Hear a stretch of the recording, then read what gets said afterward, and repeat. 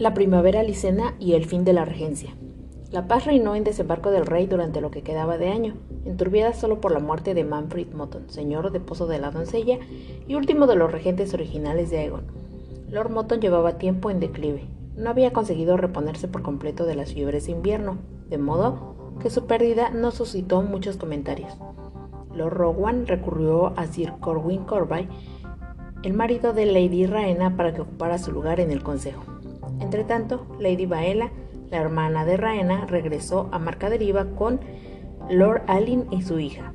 Al poco tiempo, Viserys alegró a la corte con el anuncio de que Lady Larra estaba encinta, y toda la ciudad se regocijó. Fuera de la capital, sin embargo, en el 134 después de la conquista, no sería un año de los que se recuerdan con añoranza. Al norte del cuello, el invierno seguía envolviendo la tierra en su puño de hielo. En fuerte túmulo, Lord Dustin cerró las puertas porque tras su muralla se estaban aglutinando centenares de aldeanos famélicos. La situación de Puerto Blanco era mejor, pues los barcos llevaban comida desde el sur, pero los precios subieron tanto que hubo hombres bondadosos que llegaron a someterse a las cadenas de los esclavos del otro lado del mar para que sus familias pudieran comer, mientras que otros no tan bondadosos vendieron a sus esposas e hijos. Hasta en las inviernas, al pie de la muralla de Invernalia, los norteños empezaron a comerse a los perros y a los caballos. El frío y la hambruna se llevaron a la tercera parte de la guardia de la noche, y cuando millares de salvajes atravesaron a pie el mar helado del este del muro, cientos de hermanos negros perecieron en batalla. En las Islas del Hierro, la muerte del Kraken Rojo desató una fiera lucha por el poder. Sus 3 hermanas y los hombres que habían tomado por esposos capturaron a Toron Greyjoy, el niño que ocupaba el trono de Piedramar, y dieron muerte a su madre, mientras que los primos de Toron se unieron a los señores de Harlow y Marea Negra para encumbrar a Rodrik, hermano paterno de Toron. Y los hombres del Gran Wick tomaron partido por un aspirante llamado Samsal, que decía descender de la estirpe negra.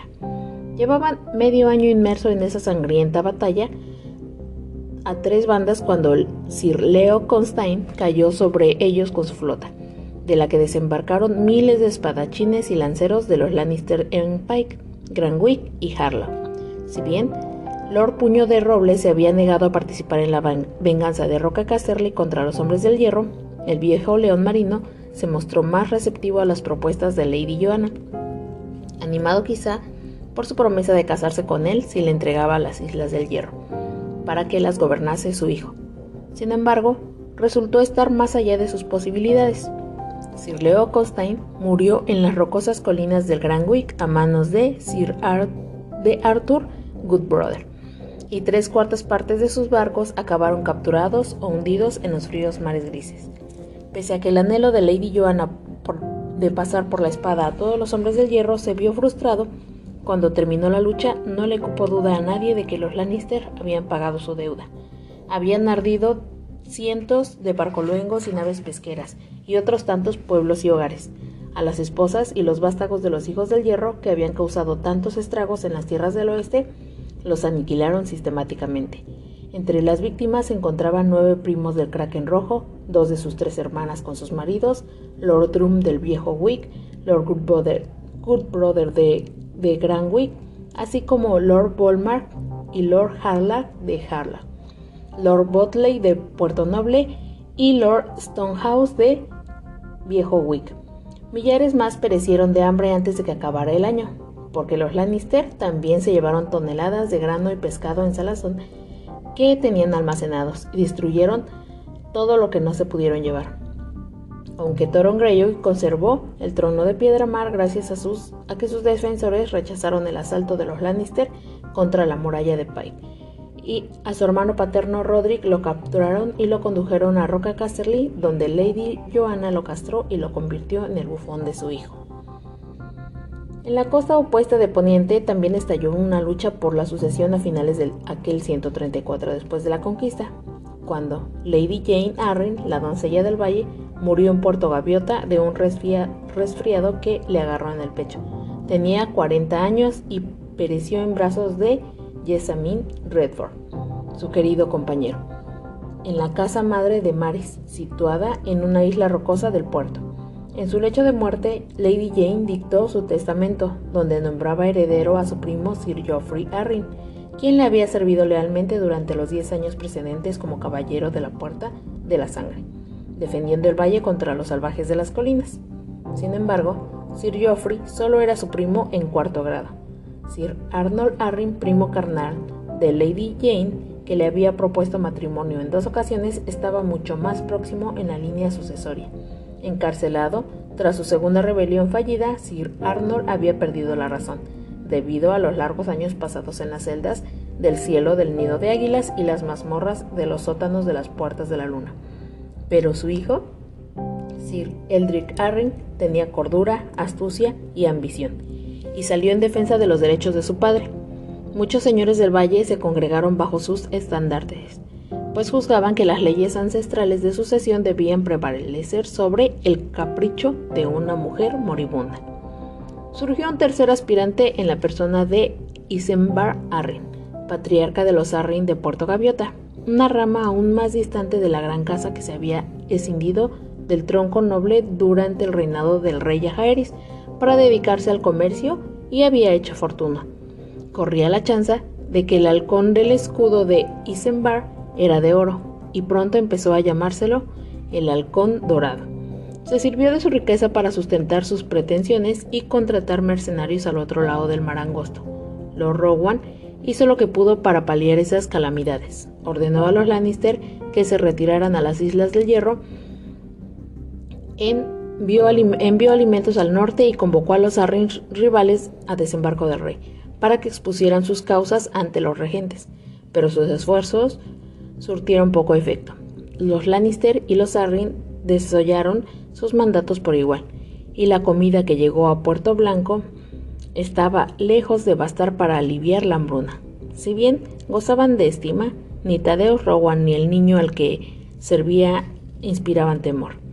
Cuando el año se aproximaba a su fin, en desembarco del rey despertó el rumor de que el reino no estaba en manos de los gobernantes, sino de los cambistas de Lys. Pese a que la corte y la ciudad seguían adorando al hermano del rey, el inteligente y amable Viserys, no podía decirse lo mismo de su esposa Lysena. Larra Rogare se había instalado en la Fortaleza Roja con su marido, pero su corazón seguía siendo el de una dama de Lys. Aunque hablaba con soltura el Alto Valirio y los dialectos de Myr, Tirosh y la antigua Volantis, además de su liseno materno, Lady Larra no hacía ningún esfuerzo por aprender la lengua común y prefería recurrir a intérpretes para transmitir sus deseos. Todas sus damas eran licenas, al igual que sus criados. Todas sus prendas procedían de Lys, hasta la ropa interior. Los barcos de su padre le llevaban la última moda lisena 3 veces al año. Hasta tenía protectores particulares, espadachines licenos, y guardaban día y noche, a las órdenes de su hermano Moredo y un mudo descomunal de las arenas de combate de Meereen llamado Sandok la Sombra. Puede que, con el tiempo, tanto la corte como el reino hubiesen llegado a aceptar todo lo anterior si Lady Larra no se hubiera empeñado en conservar también a sus dioses. No participaba en el culto a los 7 ni a los viejos dioses de los norteños. Su adoración la reservaba para ciertas deidades del nutrido panteón liceno. Pantera, la diosa gata de 6 pechos; Indro, el crepuscular de sexo masculino durante el día y femenino por la noche; Bacalón de la espada, el niño pálido; y Saagael, el sin rostro, el que reparte dolor. Las damas, los criados y los guardias de Lady Larra se unían a ella en el culto a esas extrañas y antiguas divinidades. De sus aposentos entraban y salían tantos gatos que la gente empezó a decir que eran sus espías, que le transmitían todo lo que ocurría en la Fortaleza Roja, en ronroneos quedos al oído. Incluso llegó a afirmarse que la propia Larra podía convertirse en gato y merodear por los tejados y los bajos fondos de la ciudad. Los rumores pronto adquirieron tintes más oscuros. Supuestamente, los acólitos de Indros podían cambiar de sexo mediante el acto amoroso, y se murmuraba que Lady Larra ejercía a menudo esa habilidad en orgías celebradas al crepúsculo para poder visitar los burdeles de la calle de la Seda en forma de hombre. Además, siempre desaparecía un niño. Los ignorantes cruzaban miradas y hablaban de Sagael y su insaciable sed de sangre. Aún de menor estima gozaban los hermanos de Larra de Lis, que le habían acompañado a desembarco del rey. Moredo era el comandante de su guardia, y Loto había establecido una sucursal del Banco Rogare en la colina de Visenia. Rogerio, el más joven, abrió a la puerta del río una opulenta casa de placer de estilo liceno llamado La Sirena, y la llenó de loros de las islas del verano, monos de sotorios y un centenar de chicas y chicos exóticos de todos los rincones del mundo. A pesar de que sus favores costaban 10 veces más de lo que se atrevía a cobrar cualquier otro burdel, Rogerio nunca anduvo escaso de clientes. Grandes señores y simples mercaderes por igual hablaban de las bellezas y las maravillas que se encontraban tras las puertas talladas y pintadas de La Sirena, incluida, a decir algunos, una sirena de verdad. Casi todo lo que sabemos de las 1000 maravillas de La Sirena procede de Champiñón, el único de entre nuestros cronistas dispuesto a confesar haber visitado el lupanar en muchas ocasiones y participado en sus cuantiosos placeres en habitaciones suntuosamente decoradas. En la otra orilla del mar, la guerra de las hijas llegaba por fin a término. Racalio Rindom huyó al sur, y las islas Basilisco, con los partidarios que le quedaban, Lis, Tirosh y Mir, se dividieron en las tierras de la discordia, y los dorninenses se hicieron con el dominio de la mayor parte de los peldaños de piedra. Los más perjudicados con el nuevo reparto fueron los mirienses, mientras que el arconte de Tirosh y la princesa de Dorn salieron muy favorecidos. En Nis desaparecieron algunas casas venerables y muchos magisteres de alta cuna cayeron en desgracia y se arruinaron al tiempo que otros se hacían con las riendas del poder. Los más destacados entre los últimos fueron Lisandro Rogare, su hermano Drasenco, el artífice de la alianza dorninense. Los vínculos de Drasenco con la Lanza del Sol y los de Lisandro con el Trono de Hierro convirtieron a los Rogare en príncipes de Lis a efectos prácticos. A finales del 134 después de la conquista, había quienes temían que el dominio de los Rogare se extendiera también en Poniente. Su pompa, soberbia y poder se convirtieron en comidilla de desembarco del rey. Sus artimañas corrían de boca en boca. Loto compraba a la gente con oro, Rogerio la seducía con carne perfumada y Moredo la sometía mediante el temor al acero. Sin embargo, los hermanos no eran sino títeres en manos de Lady Larra.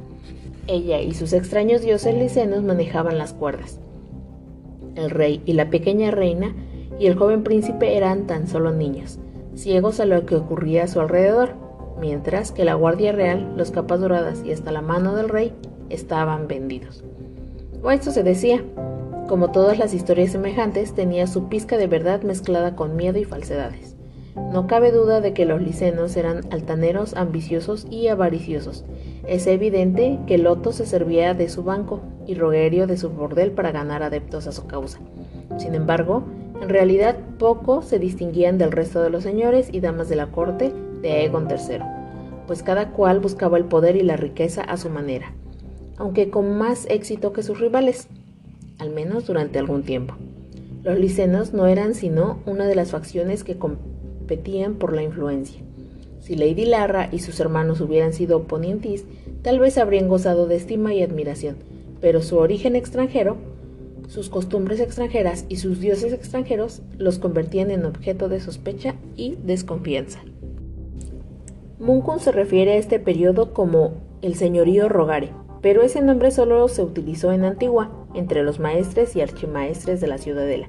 Quienes lo vivieron lo llamaron la primavera licena, puesto que en efecto también estuvo marcado por esa estación. A principios del 135 después de la conquista, el cónclave de Antigua envió a sus cuervos blancos para anunciar el fin de uno de los inviernos más largos y cruentos que había conocido los 7 reinos. La primavera es siempre una estación de esperanza, renacimiento y renovación, y la del 135 no fue diferente.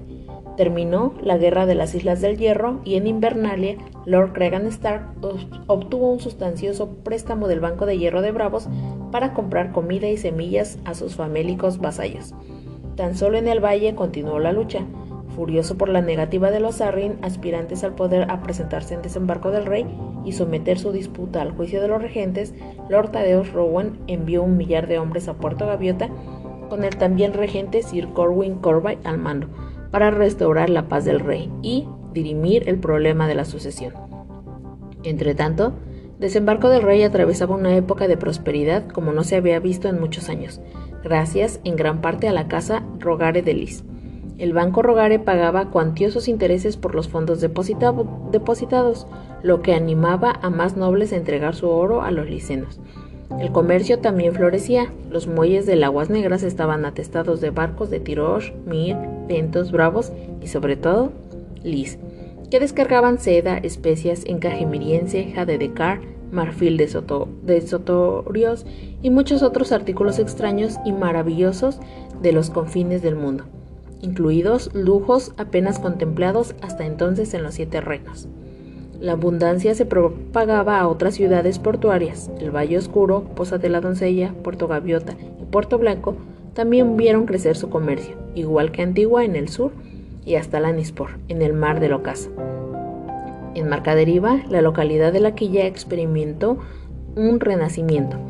Se reconstruyeron y botaron docenas de barcos y la madre de Lord Puño de Roble amplió generosamente sus flotas mercantes y comenzó a construirse una mansión palaciega con vistas al puerto que Champiñón dio en llamar La Ratonera. Al otro lado del mar angosto, Lys prosperaba bajo la tiranía de Terciopelo, de Lisandro Rogare, quien había adoptado el título de primer magister vitalicio. Y cuando su hermano Dracenco se casó con la princesa Aliandra de Martel de Dorne, quien lo nombró príncipe consorte y señor de los peldaños de piedra, la casta de los Rogare alcanzó su cúspide. La gente empezó a hablar de Lisandro el Magnífico. Durante el primer año cuarto del año 135 después de la conquista, se produjeron 2 acontecimientos cruciales que trajeron gran alegría a los 7 reinos de Poniente. Al despertar del tercer día de la tercera luna del año, los habitantes de Desembarco del Rey presenciaron un fenómeno que no se había visto desde los oscuros días de la danza: un dragón sobrevolando la ciudad. Lady Rhaena, que había cumplido los 19, estaba montando a Aurora por primera vez. En aquel vuelo inaugural dio una vuelta alrededor de la ciudad antes de volver a Pozo Dragón, pero con el paso de los días fue cobrando valor y alejándose más. Sin embargo, solo una ocasión aterrizó Rhaena con Aurora dentro de la Fortaleza Roja, porque ni los mayores empeños del príncipe Viserys lograron persuadir a su hermano, el rey, de que fuese a ver volar a su hermana. La reina Danaera, por el contrario, quedó tan cautivada que se le oyó decir que ella también quería un dragón. Poco después, Aurora llevó a Rhaena a través de la bahía de Aguas Negras hasta Rocadragón, donde, según afirmó, los dragones y sus jinetes son mejor recibidos. Menos de una quincena después, Larra de Lys dio a luz a un niño, el primer hijo del príncipe Viserys. La madre tenía 20 años y el padre solo 13. Viserys lo llamó a Aegon como su hermano, el rey, y le puso un huevo de dragón en la cuna, como ya era costumbre con todos los vástagos legítimos nacidos de la casa Targaryen. El Septon Bernard ungió a Aegon con los 7 óleos en el Septon Real, y las campanas de la ciudad repicaron para celebrar el nacimiento. Llegaron regalos de todos los rincones del reino, aunque ninguno fue tan fastuoso como los que enviaron los tíos licenos del recién nacido. En Lys, Lisandro el Magnífico decretó un día de fiesta en honor a su nieto. Sin embargo, incluso en medio de la alegría comenzaba a insinuarse el descontento. El nuevo hijo de la casa Targaryen había sido ungido en la fe, pero en la ciudad se decía que su madre pretendía otorgarle también la bendición de sus dioses, y por las calles de Desembarco del Rey circularon rumores de ceremonias obscenas en la Sirena y sacrificios de sangre en el Torreón de Maegor. Los problemas podrían no haber pasado de las habladurías, pero poco después se ciñó una serie de desastres sobre el reino y la familia real, pisándose los talones uno a otro, hasta que incluso quienes se burlaban de los dioses como Champiñón empezaron a preguntarse si la casa Targaryen y el reino poniente no habrían despertado la ira de los 7.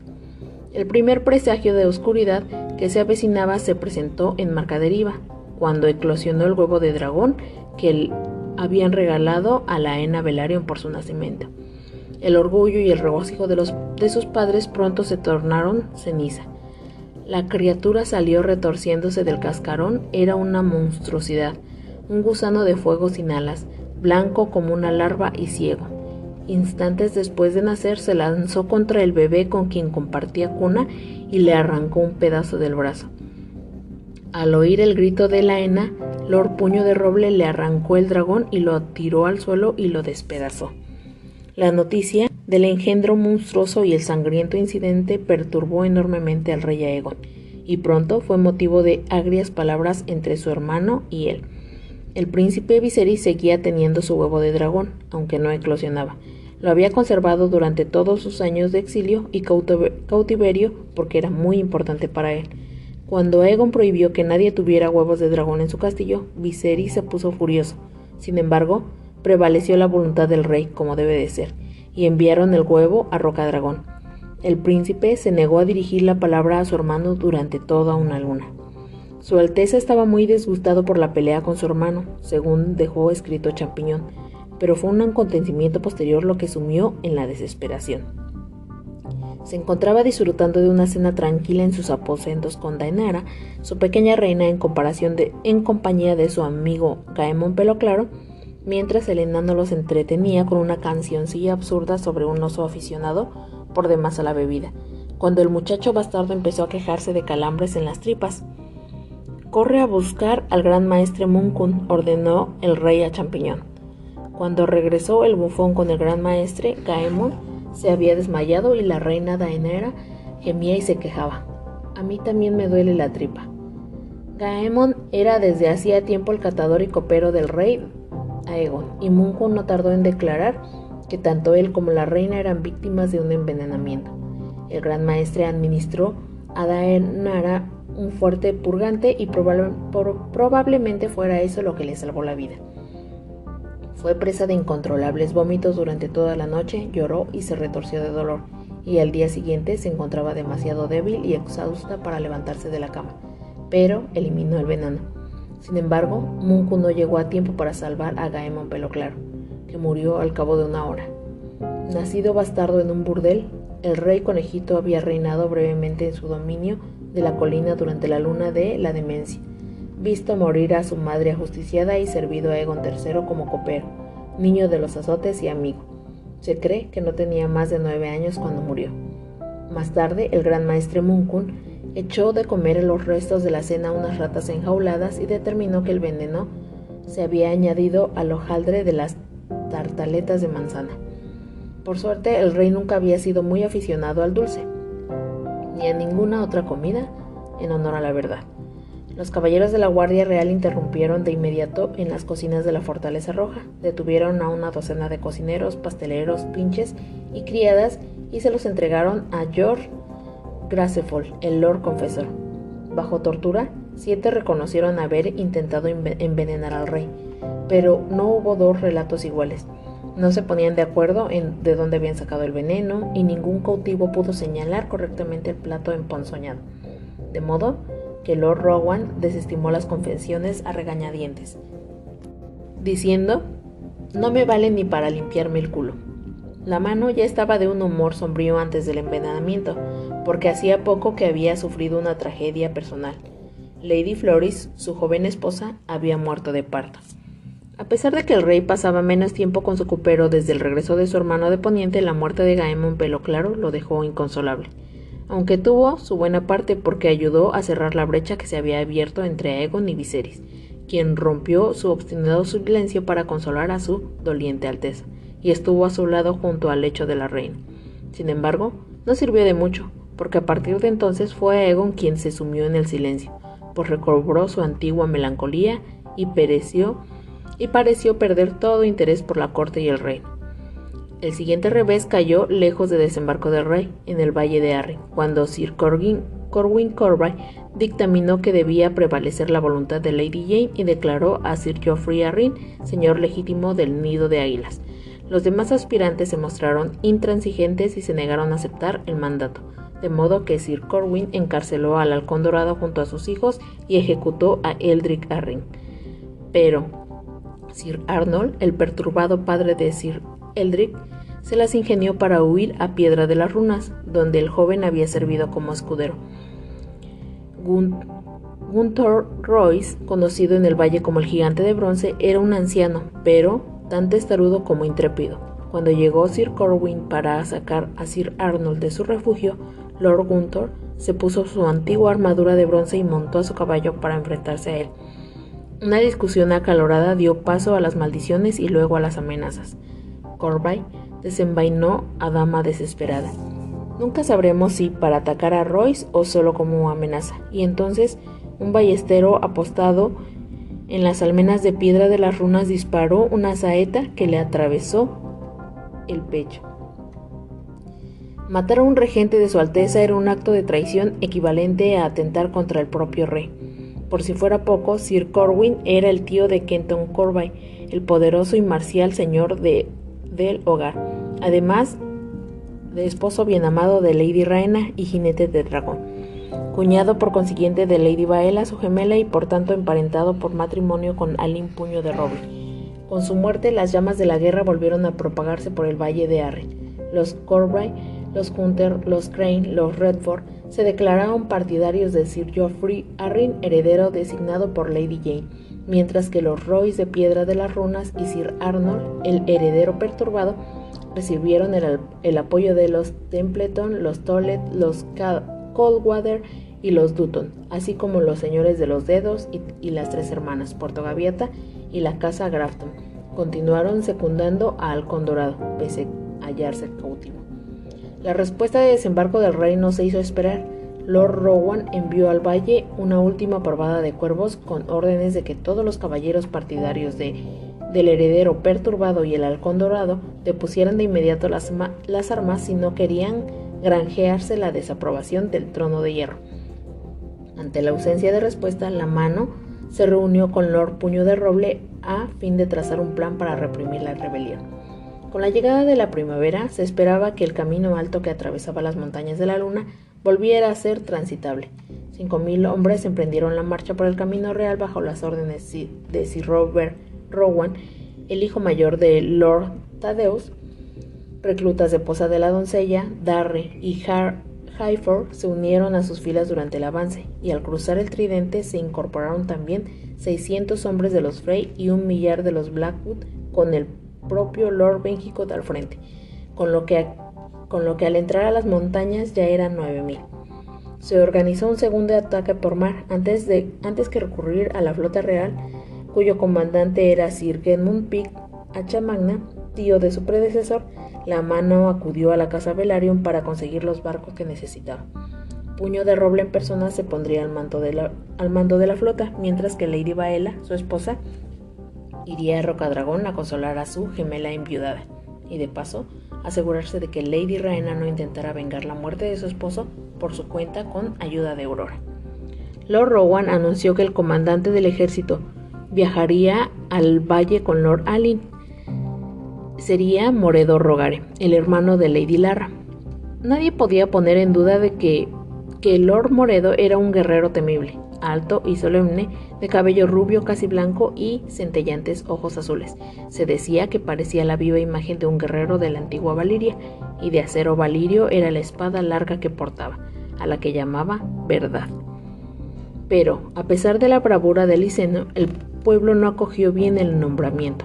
Mientras que sus hermanos Rogerio y Loto hablaban con fluidez la lengua común, Moredo apenas entendía un poco, y muchos cuestionaban si era acertado poner a un liceno frente a un ejército de caballeros de Poniente.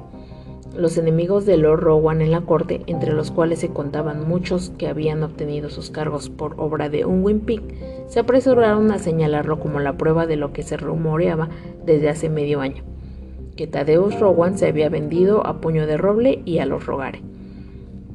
Esas murmuraciones habrían carecido de importancia si los asaltos al valle hubieran tenido éxito, pero no fue así. Aunque Puño de Roble barrió con facilidad los barcos mercenarios del Halcón Dorado y tomó los muelles de Puerto Gaviota, los atacantes perdieron centenares de hombres en el asalto a la muralla, y el triple durante la lucha que se siguió casa por casa. Después de que su intérprete pareciera pereciera en la batalla callejera, Moredo Rogare tuvo gran dificultad para comunicarse con sus tropas. Los hombres no entendían las órdenes y él no entendía los informes. Se desató el caos. En el otro extremo del valle, mientras tanto, la carretera que atravesaba la cordillera resultó mucho menos transitable de lo que se esperaba. La hueste de Sir Robert Rowan se encontró luchando por abrirse camino entre los profundos ventisqueros de los desfiladeros, y avanzaba a paso de tortuga, y su caravana de suministros sufría una y otra vez los ataques de los salvajes nativos de esas montañas, descendientes de los primeros hombres expulsados del valle por los ándalos miles de años atrás. Eran esqueletos vestidos con pieles, armados con hachas de piedra y garrotes de madera, diría más adelante Ben Blackwood. Pero estaban tan famélicos y desesperados que no se desalentaban por muchos que matáramos. Pronto, el frío, la nieve y los ataques nocturnos empezaron a cobrarse su precio. Allá en las alturas, una noche que Lord Robert y sus hombres estaban apiñados en torno a sus hogueras, ocurrió lo inconcebible. Avistaron la boca de una cueva en las laderas que dominaban el camino, y una docena de hombres treparon hasta ella para comprobar si podía servirles de refugio para resguardarse del viento. Deberían haberse parado a reflexionar a la vista de los huesos desaparecidos, esparcidos a la entrada, pero continuaron, y despertaron un dragón. 16 hombres perecieron en la lucha que siguió y más de medio centenar sufrió quemaduras antes de que la furiosa bestia parda remontara el vuelo y se adentrara en las montañas con una mujer cubierta de harapos montada en el humo. Ese es el último avistamiento confirmado y registrado en los anales de Poniente del ladrón de ovejas y Ortiga, su jinete. Aunque los salvajes de las montañas siguen contando historias de una bruja de fuego que una vez moró en el valle oculto, apartado de cualquier camino o aldea. Los narradores afirman que uno de los clanes más salvajes de las montañas le rendía culto. Los jóvenes demostraban su coraje llevándole tributos, y no podían considerarse hombres hasta que volvieran con quemaduras que atestiguaran que se habían enfrentado a la mujer dragón en su madriguera. El encuentro con el dragón no fue el último peligro que afrontó la hueste. Cuando llegaron a la Puerta de la Sangre ya había perecido un tercio de hambre y de frío. Entre los caídos se encontraba Sir Robert Rowan, que había muerto aplastado por un peñasco cuando los hombres de los clanes derribaron media ladera de una montaña sobre la columna. Asumió el mando Ben Blackwood, el sanguinario, quien ya contaba con la experiencia bélica de un hombre 4 veces más veterano, pese a faltarle medio año para la mayoría de edad. En la Puerta de la Sangre, la entrada del valle, los supervivientes encontraron comida, calor y cobijo. Pero Sir Geoffrey Arryn, caballero de la Puerta de la Sangre y sucesor designado por Lady Jane Arryn, comprendió de inmediato que el paso por las montañas había dejado a los hombres de los Blackwood incapacitados para la batalla. Más que una ayuda, iban a ser una carga en la guerra que estaba por librar. Mientras proseguía la lucha en el Valle Arryn, la promesa de la primavera licena sufrió otro duro golpe cientos de leguas al sur, con las muertes casi simultáneas de Lisandro el Magnífico en Lys y su hermano Dracenco en Lanza del Sol. Pese a estar separados por el mar angosto, los dos Rogare fallecieron con un día de diferencia, ambos en circunstancias sospechosas. Dracenco fue el primero, al asfixiarse con un pedazo de panceta. Lisandro se ahogó en el naufragio de su opulenta gabarra durante la travesía de regreso a su palacio desde el jardín perfumado. A pesar de que algunos insisten en que fue una desafortunada coincidencia, son muchos más los que creen que la forma y el momento de las muertes constituyen pruebas de que existía una conspiración para acabar con la casa Rogare. La mayoría atribuyó los sucesos a los hombres sin rostro de Bravos, los asesinos más sutiles que deambulaban por el ancho del mundo. Pero, si en verdad fueron los hombres sin rostro, por encargo de quien actuaron, se sospechaba del Banco de Hierro de Bravos, así como de Racalio Rindo, arconte de Tirosh, y de varios príncipes mercaderes y magisteres de Lys, cuyo descontento con la tiranía del terciopelo de Lisandro el Magnífico era notorio. Hubo quien llegó a insinuar que fueron los propios hijos del primer magister vitalicio quienes los quitaron de en medio. Había engendrado 6 varones y 3 hembras legítimos, 3 hijas y 16 bastardos. En cualquier caso, los hermanos habían actuado con suma cautela. puesto que ni siquiera hubo forma de demostrar que se tratara de un asesinato. Ninguno de los cargos mediante los que Lisandro ejercía su dominio sobre Lis era hereditario. Apenas recuperaron del mar su cadáver medio devorado por los cangrejos. Se desató la lucha por la sucesión entre sus viejos enemigos, sus falsos amigos y sus antiguos aliados. Se dice, y es cierto, que las luchas entre licenos no se libran con ejércitos, sino con conspiraciones y venenos. Durante el resto de aquel sangriento año, los magisteres y príncipes mercaderes de Lis bailaron una danza mortal en la que se alzaban y caían en cuestión de un par de semanas, y las caídas solían ser fatales. Torreo Jaén murió envenenado junto con su esposa, su amante, sus hijas, entre ellas la que había causado semejante escándalo en el baile del Día de la Doncella, con su vestido apenas insinuado. Sus hermanos y partidarios durante la fiesta de la celebración de su ascenso a primer magister.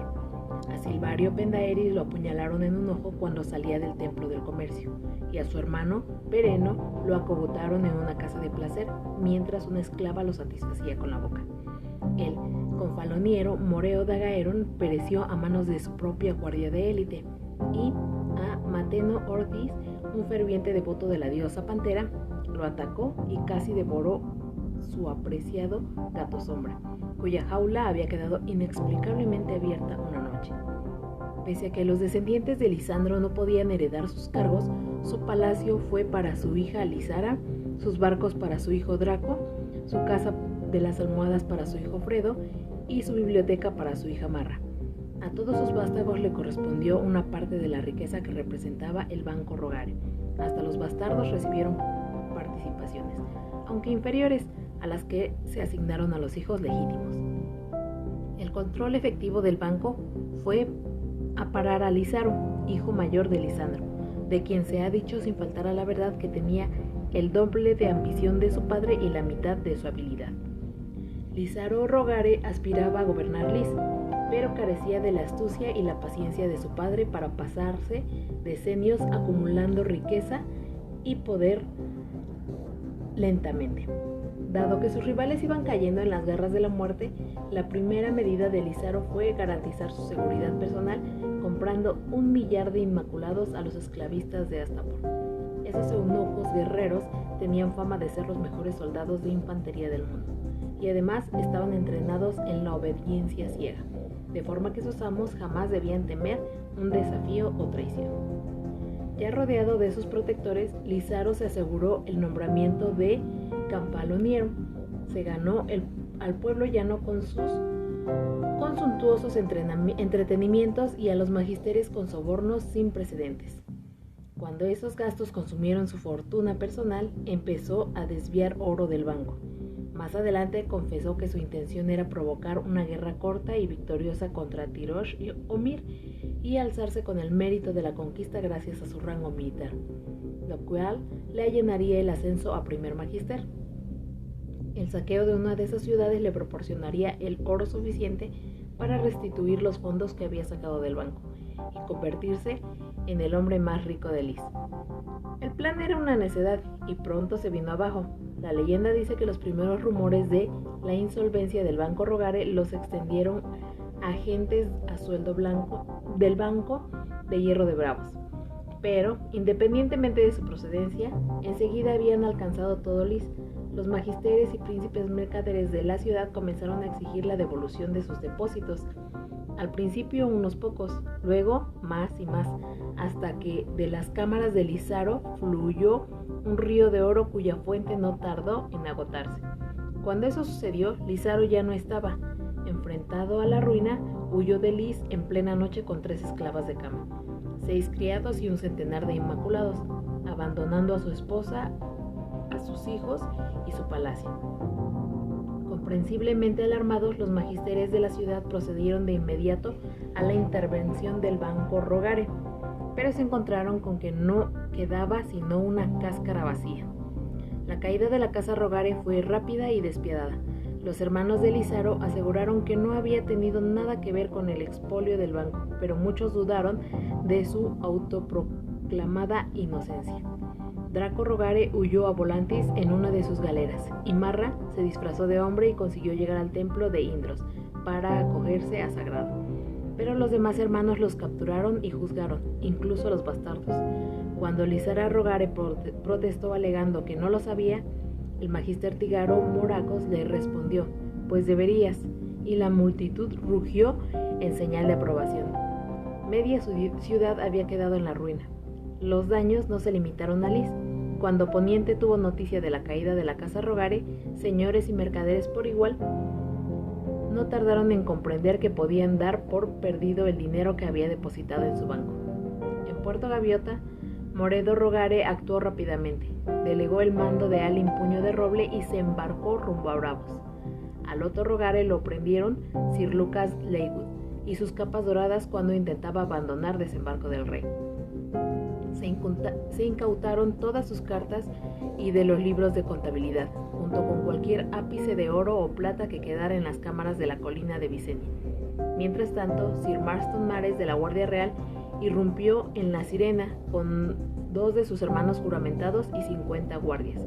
Sacaron bruscamente a las calles a los clientes, muchos aún desnudos, Champiñón entre ellos, según reconoce, y a Lord Rogerio lo condujeron a punta de lanza a través de una multitud que se deshacía en abucheos. El dueño del burdel y el banquero acabaron confinados en la torre de la mano de la Fortaleza Roja. Su parentesco con la esposa del príncipe Viserys los salvó por el momento de los horrores de las celdas negras. Al principio se dio por hecho que la orden de detención procedía de la mano. Tras la muerte de Sir Corwin en el valle, no quedaban más regentes que Lord Rowan y el gran maestre Munkun. El error se reparó al cabo de unas horas, porque Lord Rowan se unió a su cautiverio aquella misma tarde. Ni siquiera los dedos, sus supuestos guardianes, hicieron ademán de defenderlo. Cuando Sir Mervyn Flores entró en la cámara del consejo para poner bajo custodia al dignatario, Tesario el Tigre ordenó a sus hombres mantenerse al margen.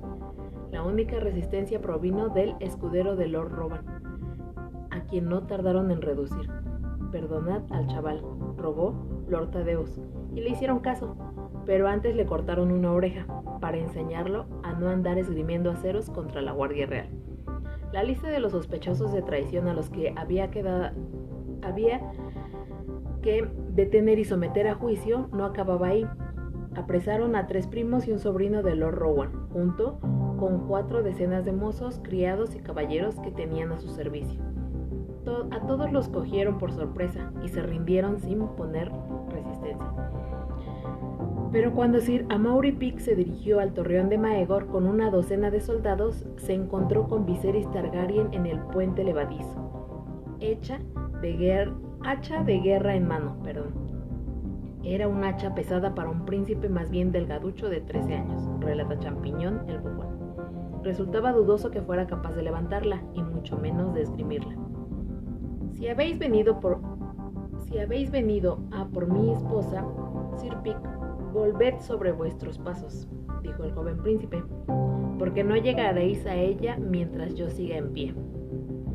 A vuestra esposa se le requiere para interrogarla sobre la traición de sus hermanos, repuso Sir Amaury, a quien aquella muestra de desafío resultaba más divertida que amenazadora. ¿Y quién es el que la requiere?, exigió saber el príncipe.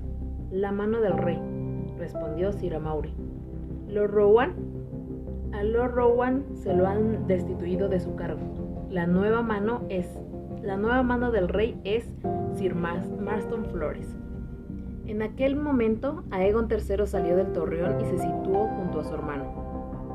El rey soy yo, le recordó, y no he nombrado mano a Sir Marston. La intervención de Aegon cogió por sorpresa a Sir Amaury, según narra Champiñón, pero tras un momento de duda volvió a tomar la palabra. Todavía sois un niño, Alteza. Hasta que seáis mayor de edad, esas decisiones deben de tomarlas vuestros leales señores en vuestro nombre. El nombramiento de Sir Marston procede de los regentes. Lord Rowan es mi regente, insistió el rey. Ya no, contradijo Sir Amaury. Lord Rowan ha traicionado vuestra confianza. Su regencia ha terminado. ¿Con qué autoridad?, exigió saber Aegon. Con la de la mano del rey. Al oírlo, Viserys profirió una risotada. Aegon no, porque nunca reía, para consternación de Champiñón. La mano nombra al regente y el regente nombra a la mano, dijo el príncipe, y venga a dar vueltas y marear la perdiz. Pero no pasaréis, Sir Amaury, ni pondréis un dedo encima de mi esposa. Marchaos, y os prometo que no quedará uno con vida. A Sir Amaury Pic se le agotó la paciencia. No podía permitir que se le resistieran un muchacho de 13 años y otro de 15, y el segundo desarmado. Ya está bien, dijo, y ordenó a sus hombres que los apartaran. Tener cuidado con ellos, no les provoquéis ningún daño. La responsabilidad cae sobre vos, Sir Amaury, advirtió el príncipe Viserys. Clavó el hacha en la madera del puente levadizo y retrocedió. Si pasáis de donde está el hacha, moriréis. El rey lo agarró por el hombro y lo condujo al interior del torreón para ponerlo a salvo, y la silueta se interpuso en el puente. Sandok la sombra había llegado de Lys con Lady Larra. Era un regalo de su padre, el magister Lisandro, de piel y cabellos negros. Medía más de 2 varas y media. Su rostro, que solía ocultar tras un velo de seda negra, era un amasijo de finas cicatrices blancas y le habían cortado los labios y la lengua, dejándolo mudo e insoportable de contemplar. Se decía que había salido victorioso de un centenar de combates en los mortales reñideros de Mirin, que en cierta ocasión, tras romperse la espalda, le había arrancado la garganta a un enemigo con los dientes, que bebía la sangre de quienes mataba y que en las arenas de combate había acabado con leones, osos, lobos y guibernos, sin más armas que las piedras que había en el suelo. Sin duda, semejantes historias se inflan al repetirlas y no se sabe a cuánto dar crédito, si es que hay algo de verdad. Aunque Sandok no sabía leer ni escribir, Champiñón asegura que le encantaba la música, y a menudo hacía compañía a Lady Larra en la penumbra de sus aposentos, tocando notas dulces y melancólicas en un extraño instrumento de cuerda casi tan alto como él, de ébano y aurocorazón. Yo conseguía arrancarle risas de vez en cuando, pese a que apenas conocía unas pocas palabras de nuestra lengua, relata el bufón. Pero los rasgueos de la sombra siempre la hacían llorar, y por extraño que parezca, eso le gustaba más. El son que entonó Sandok la sombra a las puertas del torreón de Maegor cuando los guardias de Ser Amaury se abalanzaron sobre él con espadas y lanzas fue distinto. Esa noche sus instrumentos fueron un alto escudo negro de madera del ocaso, cuero endurecido y hierro, y una gran espada curva con empuñadura de hueso dragón, cuya oscura hoja brillaba a la luz de las antorchas con las características ondulaciones del acero valirio. Sus enemigos se abalanzaron sobre él entre gritos, aullidos e imprecaciones, pero la sombra no emitió otro sonido que el del acero. Se abrió paso entre ellos silencioso como un gato, con la espada silbando de derecha a izquierda, de arriba a abajo, haciendo brotar sangre con cada tajo, mordiendo la cota de malla como si de pergamino se tratara. Champiñón afirma haber presenciado la batalla desde el tejado. Declara que no parecía un combate a espada, más bien un granjero cosechando cereal. Segaba los tallos con un movimiento tras otro, pero aquellos tallos eran personas vivas y gritaban y maldecían al caer. Los hombres de Sir Amaury no carecían de coraje, y algunos vivieron lo suficiente para asestar sus propios golpes. Pero la sombra, siempre sin detenerse, los bloqueaba con el escudo y los empujaba del puente hacia las hambrientas picas de hierro que había debajo. A Amaury Pic debe reconocérsele que su muerte no deshonró a la Guardia Real. 3 de sus hombres yacían muertos en el puente levadizo y otros 2 retorcían en las picas debajo. Cuando desenvainó su espada del talabarte, bajo la capa blanca llevaba una armadura de escamas blancas, narra Champiñón, pero el yelmo le dejaba la cara al descubierto, iba sin escudo. Sandok le cobró un alto precio por esas carencias. Cuenta el bufón que la sombra lo convirtió en un baile. Cada vez que causaba una herida a Sir Amaury, mataba a uno de sus subalternos antes de volver a dedicarle su atención. Sin embargo, Pic continuó luchando con valor y obstinación, y cerca del final, durante un instante, los dioses le concedieron la oportunidad cuando el último guardia se las ingenió para aferrar la espada de Sandok y arrancársela de la mano antes de precipitarse desde el puente. Sir Maury, que estaba caído de rodillas, se incorporó y cargó contra su enemigo desarmado. Sandok arrancó el hacha de Viserys de la madera donde estaba clavada y partió por la mitad el casco y la cabeza de Sir Maury de la cimera al Gorhal. Dejó que el cuerpo se derrumbara sobre las picas y se tomó su tiempo para arrojar al foso a los muertos, moribundos, antes de volver a entrar en el torreón de Maegor, donde el rey ordenó levantar el puente, bajar el rastrillo y atrancar las puertas. El alcázar de dentro del alcázar estaba protegido, y así continuaría durante 18 días. El resto de la fortaleza roja estaba en manos de Sir Marston Mares y su guardia real, y al otro lado de su muralla, Sir Lucas Leywood y sus capas doradas custodiaban la ciudad con mano de hierro. Ambos se presentaron ante el torreón a la mañana siguiente para exigir al rey que abandonara el refugio. Vuestra Alteza se equivoca al pensar que queremos hacerle daño, dijo Sir Marston, mientras sacaba del foso a los cadáveres de los caídos ante Sandok. Solo pretendíamos defenderos de los traidores y los falsos amigos. Sir Maury había jurado protegeros, dar su vida por la vuestra si fuera menester. Os era leal, igual que yo. No merecía morir así, a manos de semejante bestia.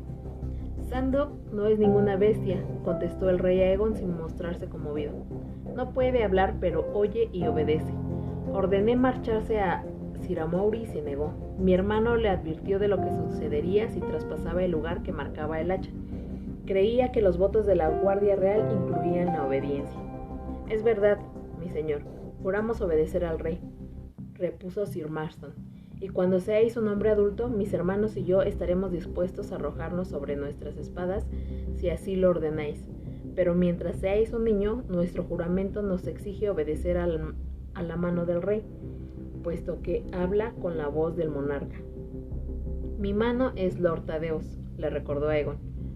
Lord Tadeos vendió a Lys vuestro reino, y debe responder por ello. Yo seré vuestra mano hasta que se demuestre la culpabilidad o su inocencia. Sir Marston Mares desenvainó el acero e hincó la rodilla. Ante los dioses y los hombres juro por mi espada que nadie os hará mal alguno mientras yo esté a vuestro lado. Si el Lord Comandante creía que esas palabras persuadirían al rey, no podía estar más equivocado. Estabas a mi lado cuando el dragón devoró a mi madre, respondió Aegon, y os limitasteis a presenciarlo. No consentiré que os quedéis mirando mientras matan a la esposa de mi hermano. Entonces dejó las almenas y nada que dijera Marston pudo hacer regresar aquel día, ni siquiera al siguiente ni al otro. Al cuarto día, Sir Marston apareció en compañía del gran maestre Munkun, que le dijo: Mi señor, os suplico que desistáis de este disparate infantil y salgáis para que podamos ponernos a vuestro servicio. El rey Aegon le clavó la mirada sin decir nada, pero su hermano fue menos reticente. Ordenó al gran maestre que enviase 1 millar de cuervos para advertir al reino que su rey estaba cautivo en su propio castillo. El gran maestre no respondió, ni los cuervos volaron. En los días siguientes, Munkun compareció varias veces más para asegurar a Aegon y a Viserys que habían actuado con legitimidad en todo momento. Sir Marston pasó de los ruegos a las amenazas y luego al regateo, y el Septon Bernard rezó a gritos a la vieja para que iluminase el camino del rey hacia la sabiduría, aunque sin ningún resultado. Aquellos esfuerzos obtuvieron poca o ninguna respuesta del niño rey, aparte de un pertinaz silencio. Su Alteza solo se dejó llevar por la ira una vez, cuando llegó el turno de Sir Gareth Locke, su maestro de armas, de intentar persuadirlo de que se rindiera. ¿Y a quién castigaréis si no claudico? Sir Gareth le preguntó. Podéis azotar los huesos del pobre Gaemon, pero ya no le arrancaréis más sangre. Muchos se preguntan el por qué la aparente contención de la nueva mano y sus aliados en aquel callejón sin salida. Sir Marston contaba con varios centenares de hombres dentro de la fortaleza roja, y los capas doradas de Sir Lucas Leywood sumaban más de 2000. El torreón de Maegor era un reducto formidable, sin duda, pero la defensa era pobre. De los licenos que habían llegado a Poniente con Lady Larra, solo Sandok la Sombra y 6 más seguían a su lado, puesto que el resto había partido al valle con su hermano Moredo. Unos pocos leales a Lord Rowan habían conseguido entrar en el torreón antes de que cerraran las puertas, pero entre ellos no había ningún caballero, escudero ni soldado, como tampoco entre los que atendían al rey. Sí había un caballero de la Guardia Real, pero Sir Reinhard Ruskin era un prisionero, y los licenos lo habían herido y reducido nada más comenzar la rebelión del rey. Champiñón relata que las damas de la reina Danaera se vistieron con cota de malla y empuñaron lanzas para dar la impresión de que el rey Aegon contaba con más defensores de los que tenía en realidad. Pero sin duda esa treta no habría engañado mucho tiempo a Sir Marston y a sus hombres, si es que llegaron a creérsela en algún momento. Por lo tanto, cabe preguntarse por qué Marston Mares no se limitó a asaltar el torreón. Hombres le sobraban, por mucho que algunos hubieran caído ante Sandok, y los demás licenos ni siquiera la sombra podía haber resistido hasta el final. Sin embargo, la mano se contuvo y prosiguió con sus intentos de poner fin mediante palabras al asedio secreto, como pasaría a conocerse más adelante aquella confrontación, cuando lo más probable es que las espadas lo hubieran concluido de un plumazo. Hay quien asevera que la reticencia de Sir Marston era simple cobardía, que temía enfrentarse a la espada de Sandok, el gigante liceno, pero parece improbable. Algunas lenguas dicen que defensores del torreón de Maegor, el rey en persona según algunos, su hermano según otros, habían amenazado con ahorcar al miembro de la Guardia Real que tenían cautivo el primer indicio de ataque. Pero Champiñón lo tacha de mentira podrida. La explicación más probable es la más sencilla. Marston Mares no era un gran caballero ni un buen hombre. En eso coincide la mayoría de los estudios. Pese a ser bastardo, había obtenido un título caballeresco y alcanzado una modesta posición en la mesnada del rey Aegon II. Pero probablemente ahí habría concluido su ascenso de no ser porque su parentesco con ciertos pescadores de Rocadragón llevó a Larys Strong a preferirlo a otros 100 caballeros de mayor valía para que ocultara al rey durante el auge de Rhaenyra. No cabía duda de que los años transcurridos desde entonces habían logrado un considerable ascenso, hasta convertirse en Lord Comandante de la Guardia Real, pasando por delante de hombres de más alta cuna y mucha mejor reputación. Como mano del rey, sería el hombre más poderoso del reino hasta que Aegon III fuera mayor de edad. Pero en el momento decisivo, bajo el peso de sus votos y su propio honor de bastardo, dudó. No deseoso de deshonrar la capa blanca que lucía, ordenando un ataque contra el rey al que había jurado proteger. Sir Marston descartó las escalas y los arpeos y el asalto, y continuó confiado en la razón de las palabras. Y puede que en el hambre, porque las provisiones del torreón no podían durar mucho. A la mañana del 12º día del asedio secreto, llevaron a Thaddeus Rowan cargado de cadenas para que confesara sus delitos. El Septon Bernard detalla las supuestas afrentas. Había aceptado sobornos consistentes en oro y muchachas, criaturas exóticas de la sirena, dice Champiñón, cuanto más jóvenes mejor. Había enviado a Moredo Rogare al valle para despojar a Sir Arnold Arryn de su herencia legítima. Había conspirado en Puño Roble para derrocar a un Wimpy como mano del rey. Había ayudado a expoliar el banco Rogare de Lys, defraudando y empobreciendo así a muchos buenos y leales ponientis de alta cuna y digna posición. Había elegido a su hijo para un puesto de mando del que era a todas luces digno, lo que acarreó miles de muertes en las montañas de la luna. Y lo más repudiable de todo, se le acusaba de haber conspirado con los 3 Rogare para envenenar al rey Aegon y su consorte, con intención de sentar al príncipe Viserys en el trono de hierro, con Larra de Lys como su reina. El veneno que emplearon se llama lágrimas de Lys, declaró Bernard, y el gran maestre Munkun lo confirmó. Aunque los 7 os salvaron, Alteza, la vil conspiración de Lord Rowan se cobró la vida de vuestro joven amigo Gaemo, concluyó. Cuando el Septon terminó de recitar, Sir Marston Mares dijo: Lord Rowan ha confesado todos sus crímenes, e hizo una seña a George Graceford el Lord Confesor, para que hiciese avanzar al prisionero.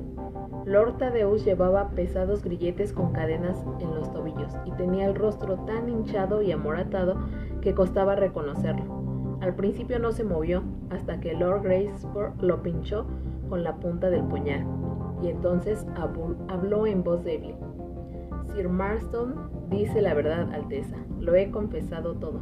Lot me prometió 50,000 dragones de oro cuando estuviera hecho, y otros 50,000 cuando Viserys subiera al trono. El veneno me lo dio Rogerio. Tan vacilante era su discurso, tan arrastradas las palabras, que en las almenas hubo quienes creyeron que estaba borracho, hasta que Champiñón señaló que le faltaban todos los dientes. La confesión dejó mudo al rey Aegon III. No acertó sino a quedarse mirando, con tal desesperación reflejada en el semblante que Champiñón temió que estuviera a punto de arrojarse desde las almenas a las picas de abajo para reunirse con su primera reina. Fue el príncipe Viserys quien respondió. ¿Y qué hay de mi esposa Larra?, gritó. ¿También estuvo involucrada en la conspiración, señor mío? Sí, respondió Lord Rowan con un decidido asentamiento. ¿Y yo? Sí, vos también, declaró Lord Rowan con voz apática. La respuesta pareció sorprender a Marston Mares, mientras que Lord George Graceford se mostró claramente contrariado.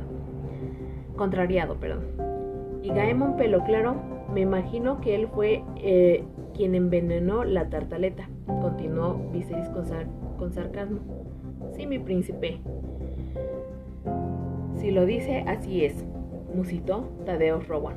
Gaemon era tan culpable como cualquiera de nosotros. De nada, dijo el príncipe dirigiendo a su hermano, el rey. Lord Rowan, ¿fuiste vos quien envenenó al rey Viserys? Intervino Champiñón. Sí, fui yo, lo confieso, respondió la mano con un asentamiento. El semblante del rey se endureció.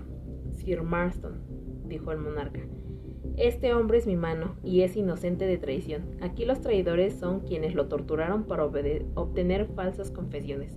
Detened al Lord Confesor si amáis a vuestro rey. De lo contrario, sabré que sois tan falso como él. Sus palabras resonaron en el patio interior, y en aquel momento Aegon III, el muchacho quebrado, pareció todo un rey. A día de hoy, aún hay quienes afirman que Sir Marston Mares no era sino un pelele, un caballero sencillo y honrado, víctima del engaño, instrumento de hombres más hábiles, mientras que otros sostienen que estuvo involucrado en la conspiración desde el principio, pero se volvió contra sus cómplices cuando sintió que cambiaban las tornas. Fuera como fuera, Sir Marston obedeció la orden del rey. La Guardia Real apresó a Lord Graceford y lo arrastró a la mazmorra que había sido su señorío aquella misma mañana. A Lord Rowan le quitaron las cadenas y sus caballeros y criados lo sacaron de las celdas y lo devolvieron a la luz del día. No fue necesario someter a tortura al Lord Confesor. Bastó la visión de los instrumentos para que proporcionara los nombres de los demás conspiradores. Nombró, entre otros, al difunto Sir Amaury Pic, a Sir Mervyn Flores de la Guardia Real, a Tesario el Tigre, al Septon Bernard, a Sir Gareth Lowe, a Sir Victor Risley, a Sir Lucas Leywood de los Capas Doradas, junto con 6 de los 7 capitanes de las puertas de la ciudad y hasta 3 damas de la reina. No todos se rindieron con mansedumbre. Cuando fueron a por Lucas Leywood, en la Puerta de los Dioses se desató una breve pero encarnizada batalla que acabó con 9 muertos, al propio Leywood entre ellos. 3 de los capitanes acusados huyeron antes de que pudieran apresarlos con una docena de hombres. Tesario el Tigre también trató de escapar, pero lo capturaron en una taberna portuaria, cerca de la Puerta del Río, mientras negociaba el precio del pasaje a Puerto de Iben con el capitán de un ballenero ibanés. Sir Marston decidió encargarse personalmente de Mervyn Flores. Ambos somos bastardos, además de hermanos juramentados, se oyó decir a Sir Raynar Ruskin. Cuando informó a Sir Mervyn de la acusación de Graceford, este dijo: supongo que debo entregaros mi acero, tras lo cual desenvainó la espada larga y se la ofreció a Marston Mares por la empuñadura. Sin embargo, cuando Sir Marston la cogió, Sir Mervyn le aferró la muñeca, sacó un puñal con la otra mano y se lo hundió en el vientre. Flores no consiguió pasar de los establos, donde un soldado borracho y 2 jóvenes palafrenos los sorprendieron ensillando su corcel.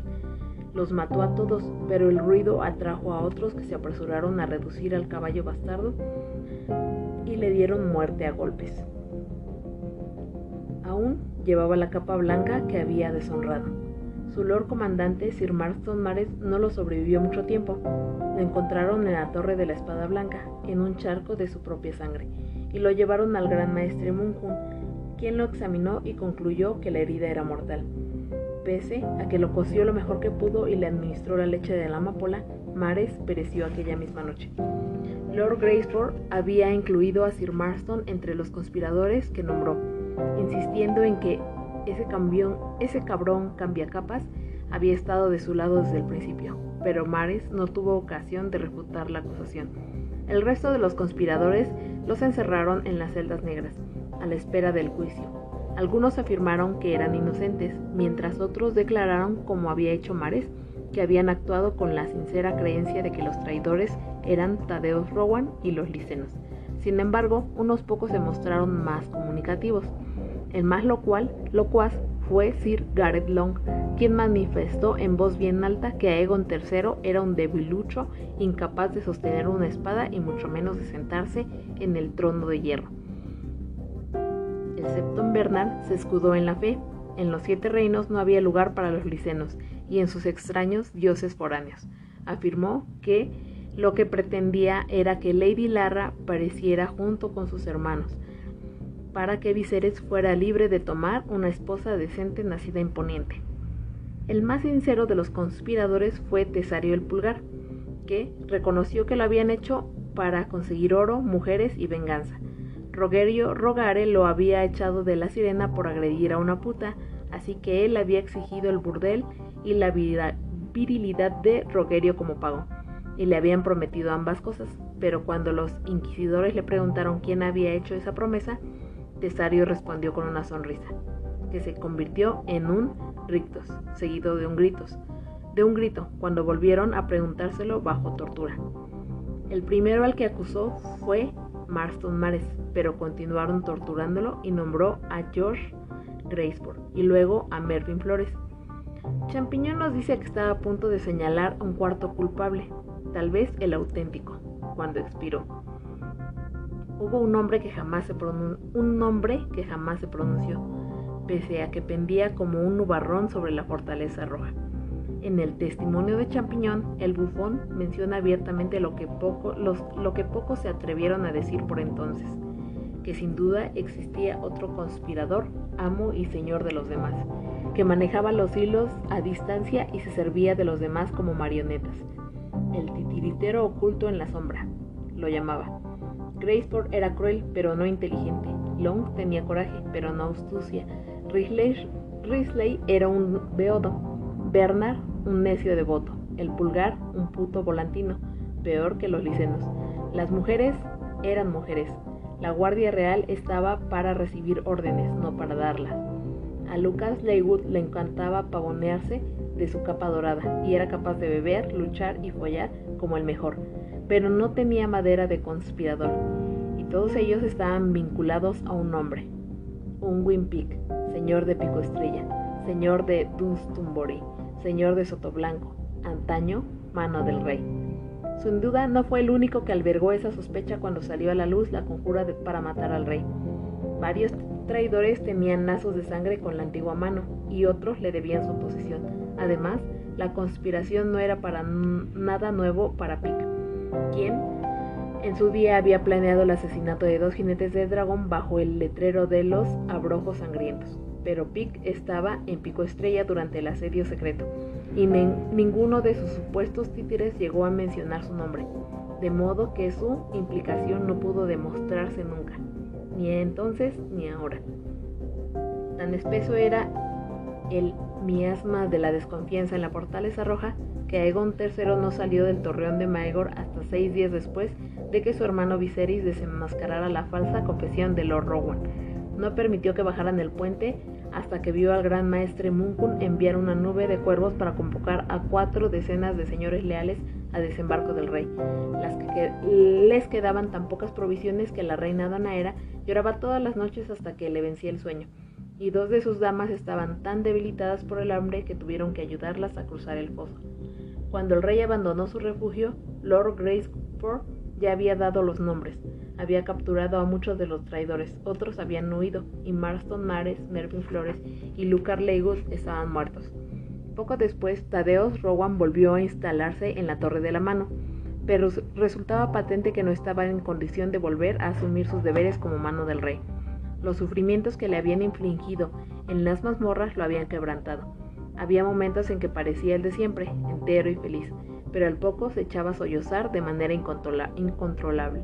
Champiñón, que podía ser tan cruel como inteligente, se burlaba del anciano, acusándolo de crímenes absurdos para sonsacarle revelaciones aún más estrafalarias. En cierta ocasión le hice confesar la maldición de Valiria, narra en su testimonio. La corte estalló en risas, pero cuando lo recuerdo me sonrojo de vergüenza. Al cabo de una luna, sin que Lord Rowan diese muestras palpables de mejora, el gran maestre Munkun convenció al rey de que lo relevase de su cargo. Se marchó a su castillo de Soto de Oro con la promesa de regresar a desembarco del rey en cuanto recobrase la salud, pero falleció en el camino, en presencia de 2 de sus hijos que lo acompañaban.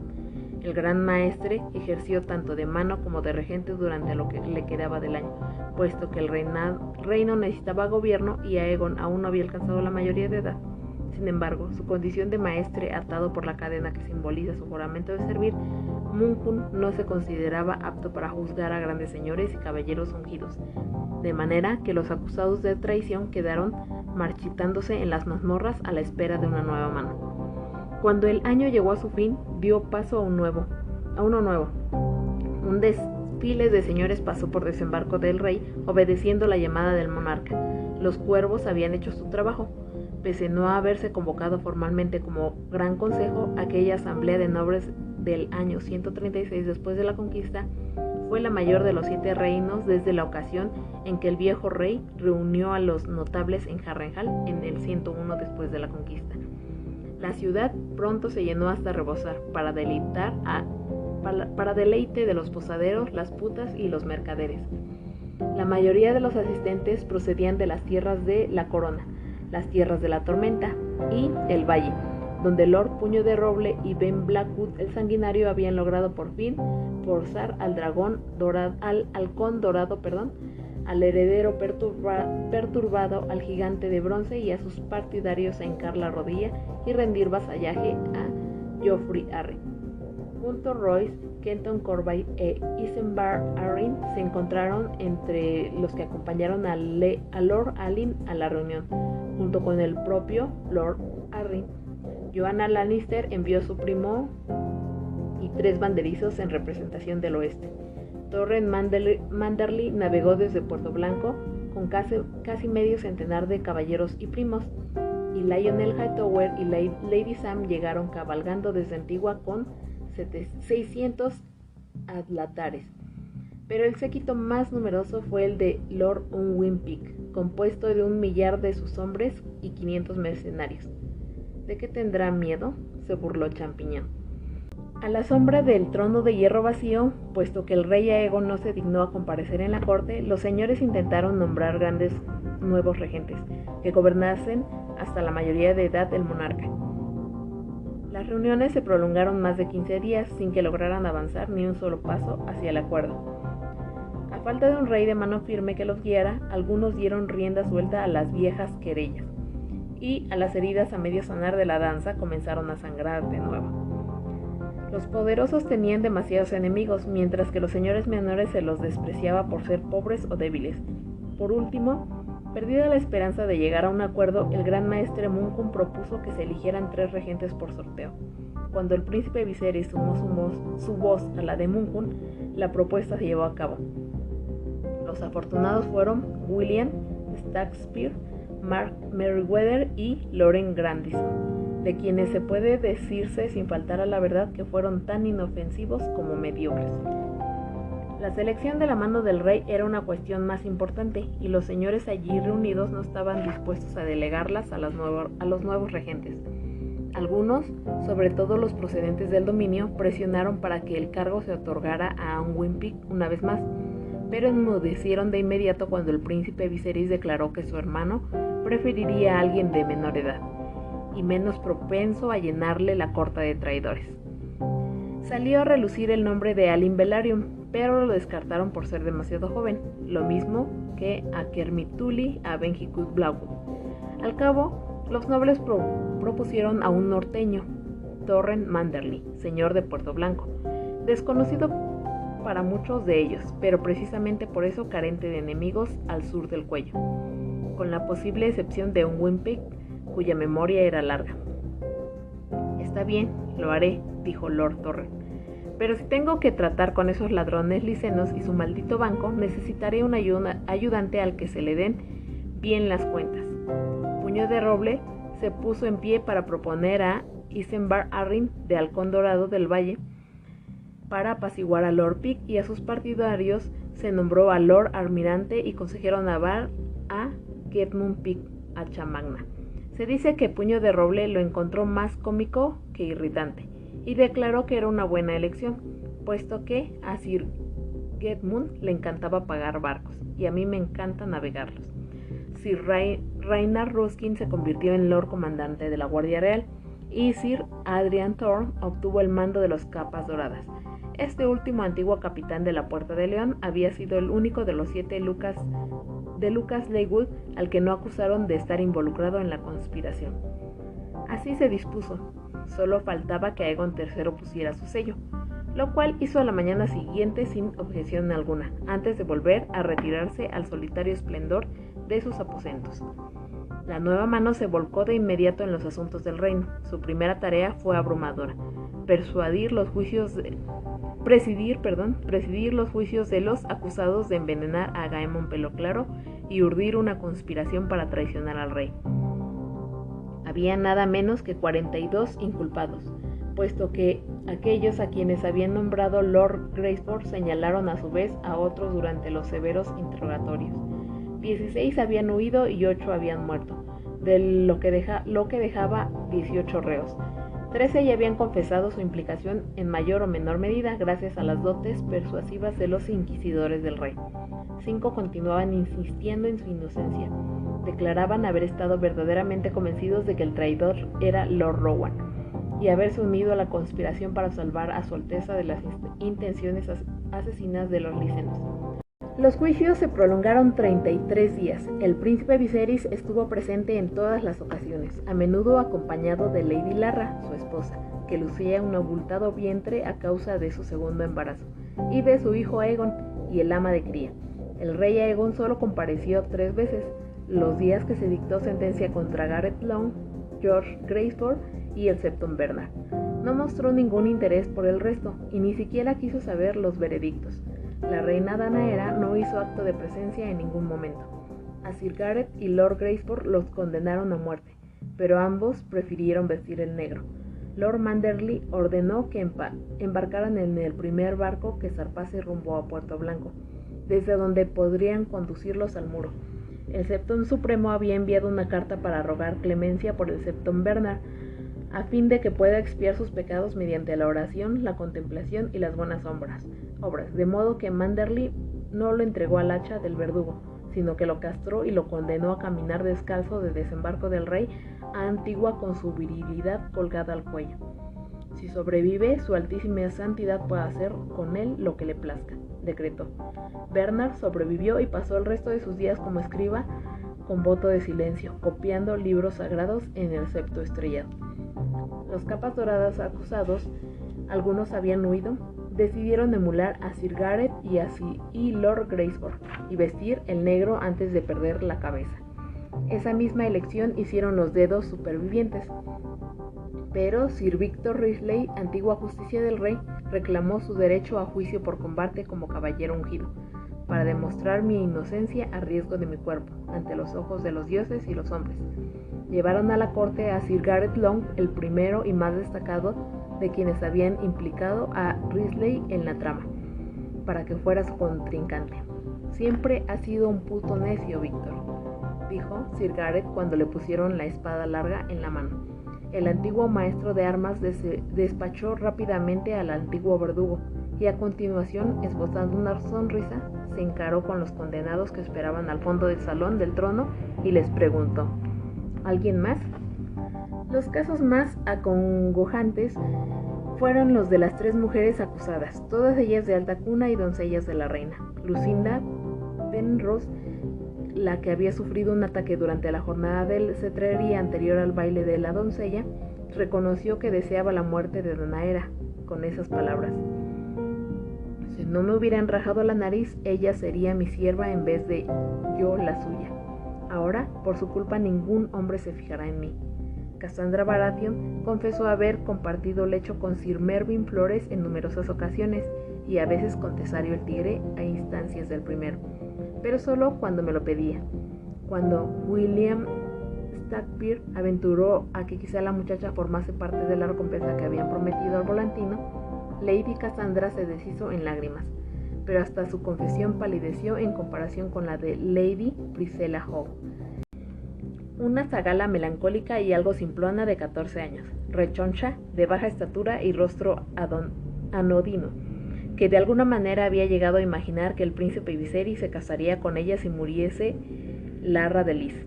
Me sonríe siempre que me ve, declaró ante el tribunal, y una vez, cuando pasó a mi lado por las escaleras, me rozó el pecho con el hombro. Lord Manderly, el gran maestre Munkun y los regentes se involucraron estrechamente en los interrogatorios de las 3 mujeres, quizá, como asevera Champiñón, con intención de que mencionaron una cuarta cuyo nombre no había salido a relucir: Lady Clarice Osgrey, tía viuda de Lord Unwin Peake. Lady Clarice supervisaba todas las doncellas, acompañantes y asistentes de la reina, como había hecho antes con las damas de la reina Yajaera, y estaba estrechamente relacionada con muchos de los conspiradores confesos. Champiñón afirma que era la amante de George Graceford e insinúa que se excitaba con la tortura, hasta el punto de que a veces acompañaba al Lord Confesor a las mazmorras para ayudarlo en su trabajo. Si hubiera estado involucrada, sería probable que un Peake lo estuviese también, pero todos los intentos de demostrarlo fueron vanos, y cuando Lord Thorren les preguntó a bocajarro si Lady Clarice había sido su cómplice, las 3 condenadas hicieron gestos de negación. Pese a que indudablemente habían participado en la conspiración, las 3 mujeres habían desempeñado papeles relativamente menores. Por ese motivo, y en consideración de su sexo, Lord Manderly y los regentes decidieron mostrarse misericordiosos. A Lucinda Penrose y Priscilla Hogg las condenaron a sufrir la amputación de la nariz, con la posibilidad de conmutar la pena si se entregaban a la fe y se mantenían fieles a sus votos. La alta cuna de Cassandra Baratheon la salvó de ese castigo. A fin de cuentas era la hija mayor del difunto Lord Borros y hermano del por entonces señor de Bastión de Tormentas, y había estado prometida con el rey Aegon II. Aunque Lady Elendra, su madre, no se encontraba en condiciones de asistir a los juicios, había enviado a 3 banderizos de sus hijos para hablar en nombre de su casa. A través de ellos y de Lord Grandison, cuyas tierras y fortalezas se encontraban asimismo en las tierras de la tormenta, se concertó el matrimonio de Lady Cassandra con un caballero menor llamado Sir Walter Brownhill, quien gobernaba unas fanegas de tierra del Cabo de la Ira desde un castillo que generalmente se describía como hecho de barro y raíces de árbol. 3 veces viudo, Sir Walter había engendrado 16 hijos con sus anteriores esposas, 13 de los cuales aún vivían.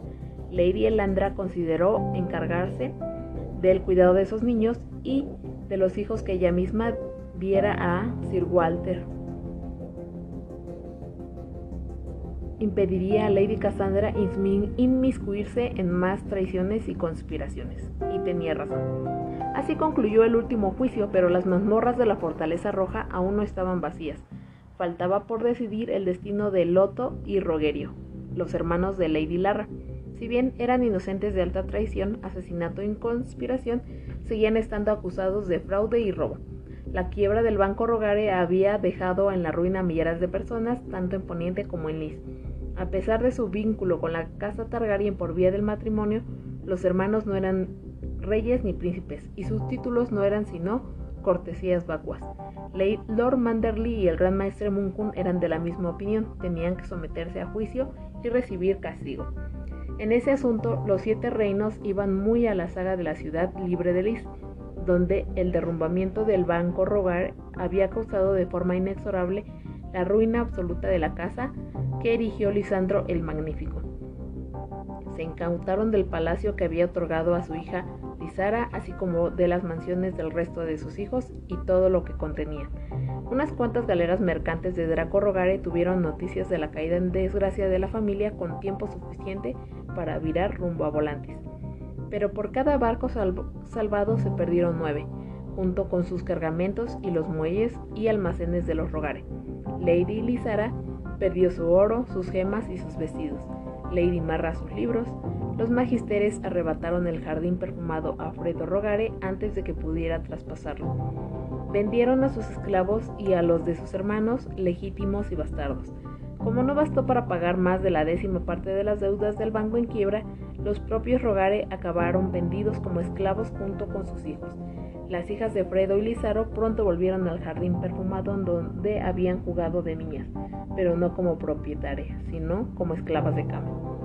Lysaro Rogare, el artífice de la perdición de su familia, tampoco escapó indemne. Lo capturaron junto con sus guardias eunucos en la ciudad de Volonderis, a orillas del Roin, mientras esperaba la barca que los llevaría al otro lado del río. Leales hasta el final, los Inmaculados murieron uno por uno tratando de protegerlo, pero no eran más que 20. Lysaro se había llevado un centenar cuando escapó de Lys, pero se había visto obligado a vender a la mayoría por el camino, y pronto se vieron rodeados y acorralados en una confusa y sangrienta batalla de los muelles. Una vez capturado, a Lysaro lo enviaron río abajo, a Volantis, donde los triarcas ofrecieron entregárselo a su hermano Draco a cambio de un precio. Draco lo rechazó y propuso a los volantinos que lo vendiesen a Lys, y así regresó Lysaro Rogare a su ciudad, encadenado a un remo en el vientre de una galera esclavista volantina.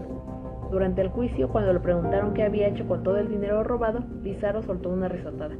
Empezó a señalar a ciertos magisteres de la asamblea y a decir: lo usé para comprar a este y a ese y a aquel y a ese otro. Tuvo tiempo de señalar una docena antes de que lograran silenciarlo. Aquello no lo salvó. Los hombres a los que había sobornado votaron en su condena igual que los demás, aunque se quedaron con los dineros, porque como es bien sabido, los magisteres de Lys anteponen la avaricia al honor. Dictaron que Lysaro se lo encadenara desnudo a una columna delante del templo del comercio, donde todos aquellos a quienes había despojado tendrían la oportunidad de azotarlo. El número de azotes sería proporcional a las pérdidas de cada uno, y la sentencia se ejecutó. Está escrito que su hermana Lysara y su hermano Fredo estuvieron entre los que esgrimieron el látigo, y otros licenos se dedicaron a cruzar apuestas sobre la hora a la que moriría. Lysaro expiró la 7ª hora del primer día de su castigo. Sus huesos quedaron encadenados a la columna durante 3 años, hasta que su hermano Moredo se los llevó y los sepultó en una cripta familiar. En aquel caso, por lo menos, la justicia licena mostró ser considerablemente más severa que la de los 7 reinos. Muchos eran de Poniente, los que estaban deseosos de ver a Loto y a Rogerio Rogare compartir la funesta suerte de Lysaro, puesto que la quiebra del Banco Rogare había empobrecido tanto a grandes señores como a humildes mercaderes. Pero ni los más enconados pudieron presentar la menor prueba de que hubiera estado al tanto del expolio que llevaba a cabo su hermano en Lys, ni de que hubieran obtenido algún beneficio.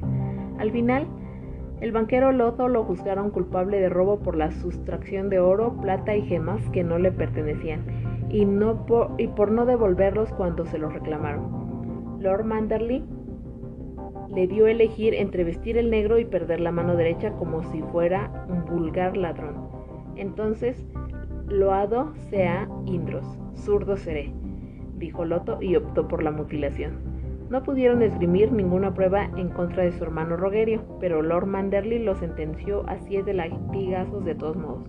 ¿Por qué?, preguntó Rogerio, pasmado. Por ser 3 veces condenado liceno, respondió Torren Manderly. Después de que se ejecutaran las sentencias, los 2 hermanos abandonaron desembarco del rey. Rogerio cerró su burdel y vendió el edificio, las alfombras, las cortinas, las camas y el resto de los enseres, loros y monos incluidos. Y con lo ganado se compró un barco, una gran coca que llamó Hija de la Sirena. Así renació su casa de placer, esta vez a toda vela. En los años que siguieron, Rogerio navegó a lo largo y ancho del mar Angosto, vendiendo vino especiado, viandas exóticas y goces carnales a los que los residentes de grandes puertos y humildes pueblos pesqueros por igual. Su hermano Loto, Manco, se convirtió en protegido de Lady Samantha, la amante de Lord Lionel Hightower, y viajó con ella a Antigua. Los Hightower no habían depositado ni un cobre en el Banco Liceno, de modo que seguían siendo una de las casas más ricas de Poniente, quizá solo superado por los Lannister de Roca Casterly. Y Lady Sam quería aprender a invertir bien ese oro. Así nació el Banco de Antigua, que aumentó la ya sustanciosa fortuna de la casa Hightower.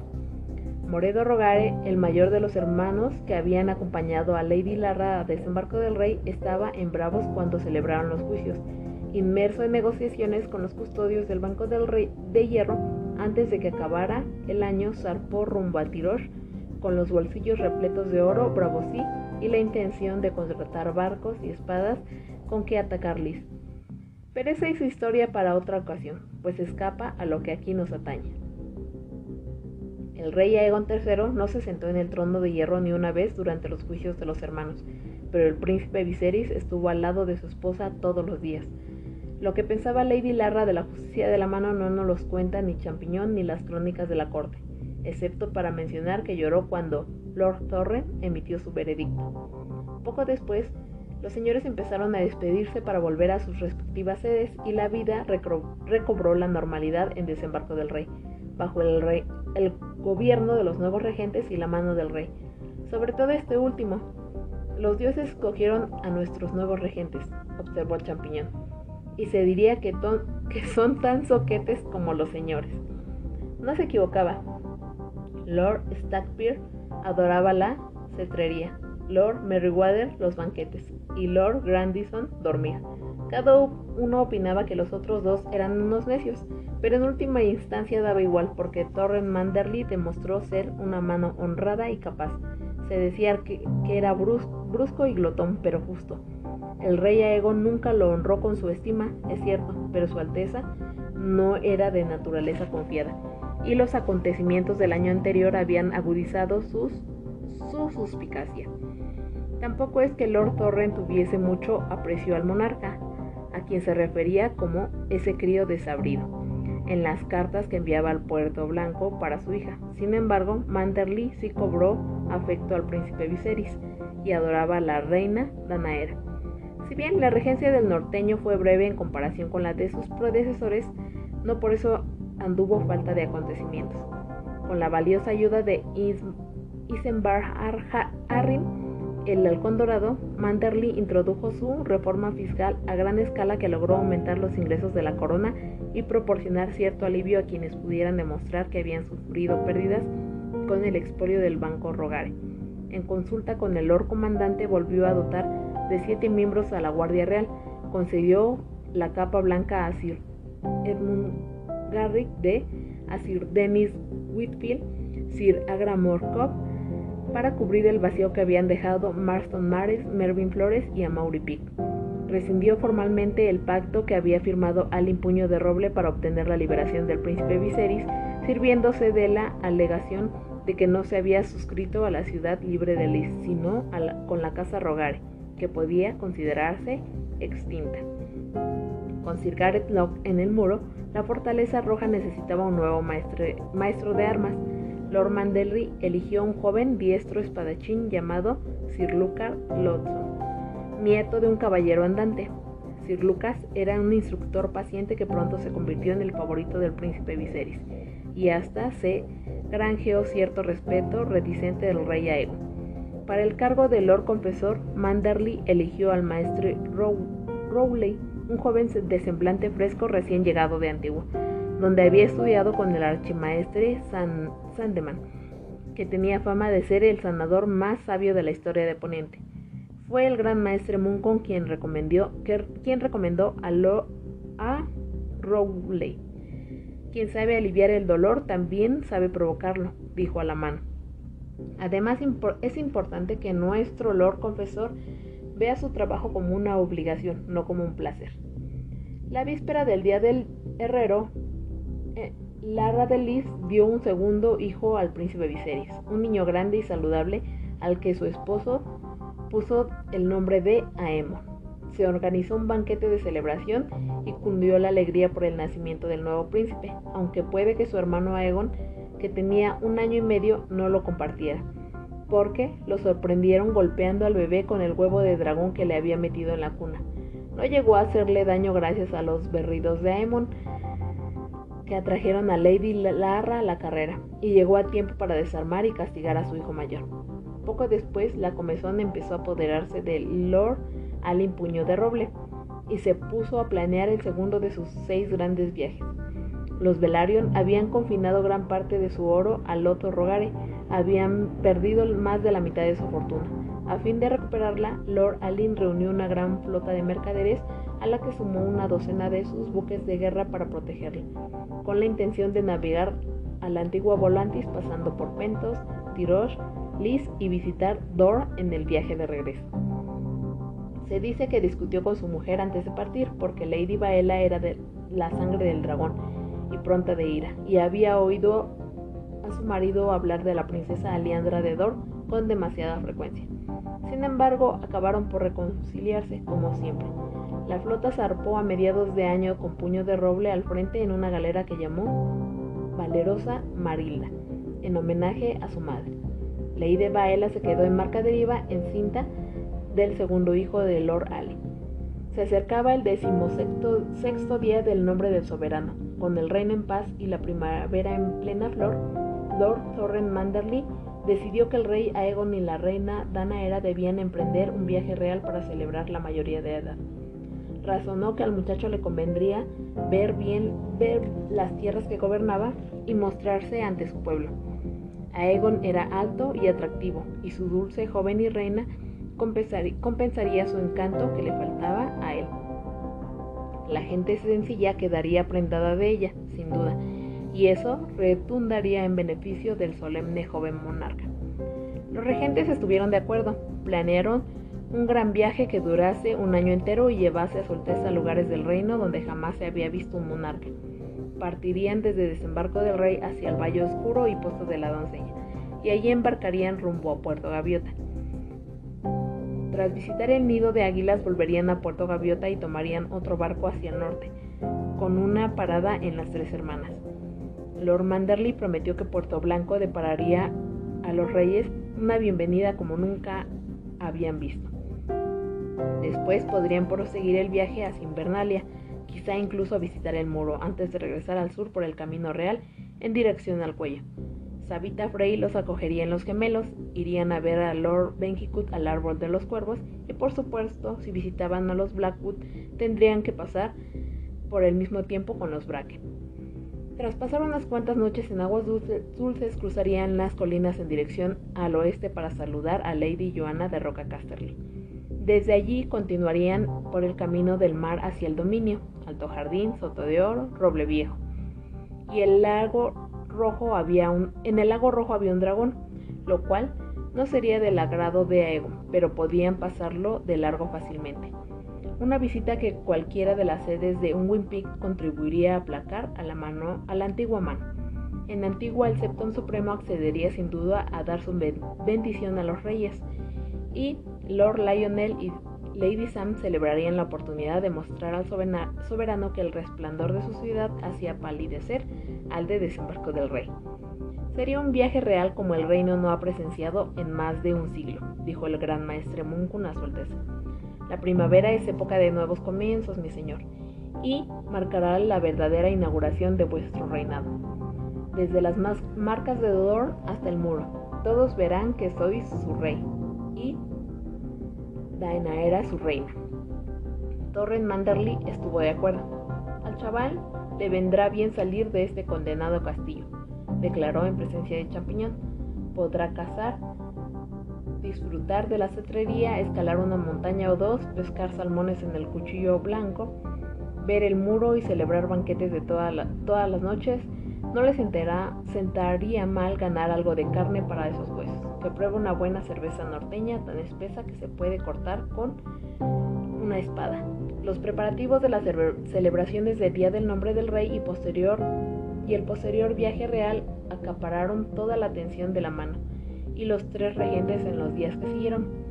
Se elaboraron listas de todos los señores y caballeros que deseaban acompañar al monarca, se rompieron y se redactaron de nuevo, cerraron caballos, se pulieron armaduras, se prepararon y repintaron carros y casas rodantes, se cosieron estandartes. Centenares de cuervos cruzaron los 7 reinos, pues todos los señores y caballeros hacendados de Poniente suplicaban el honor de recibir la visita real. A Lady Rhaena le negaron con delicadeza su deseo de acompañarlos en su dragón, pero su hermana Baela declaró que iría con ellos, les gustara o no. Hasta la ropa que llevarían el rey y la reina fue objeto de atentas consideraciones. Se decidió que los días que Rhaenyra vistiera de verde, Aegon iría de negro, como era costumbre, pero cuando la pequeña luciera el rojo y negro de la casa Targaryen, el rey llevaría una capa verde, para que los 2 colores se vieran donde quiera que fuesen. Cuando por fin amaneció el día del nombre del rey Aegon, aún quedaban algunas cuestiones por resolver. Esa noche se celebraría un gran banquete en el Salón del Trono, y el venerable gremio de alquimistas había prometido las mayores exhibiciones piromáticas que hubiera contemplado el reino. Todavía era por la mañana, no obstante, cuando el rey Aegon entró a la sala del consejo donde Lord Torrhen y sus regentes batían sin incluir ladera en el recorrido. El joven rey iba acompañado de 4 caballeros de la Guardia Real y de Sandok la Sombra, silencioso y cubierto con el velo, quien portaba una gran espada. Su ominosa presencia nubló la estancia. Durante un momento, hasta Torrhen Manderly quedó mudo. Lord Manderly, la voz del rey Aegon quebró el repentino silencio. Decidme, por favor, ¿cuántos años tengo? ¿Sois tan amable?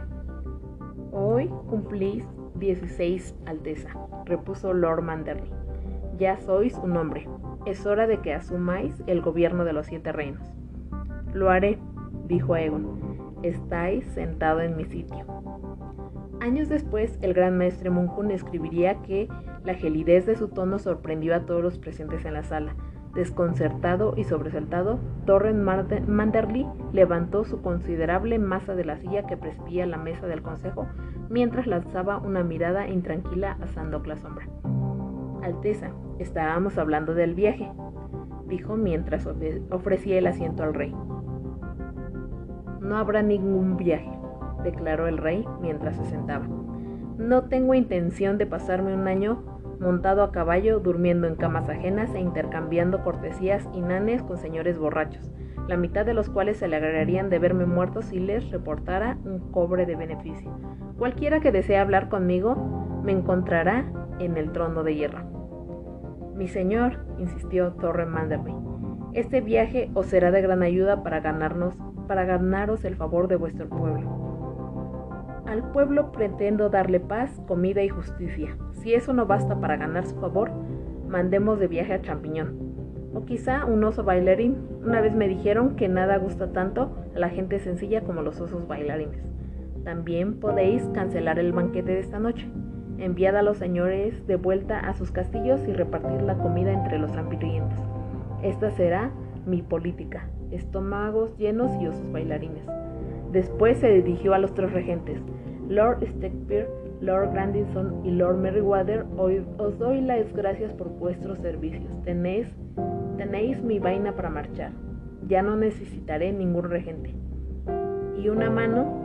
¿Su Alteza necesitará una mano?, preguntó Lord Manderly. La mano del rey debería ser quien el rey eligiese, dijo Aegon III al tiempo que se ponía de pie. Sin duda, me habéis servido bien, igual que sirveiste a mi madre antes que a mí, pero fueron mis señores quienes os nombraron. Podéis regresar a Puerto Blanco.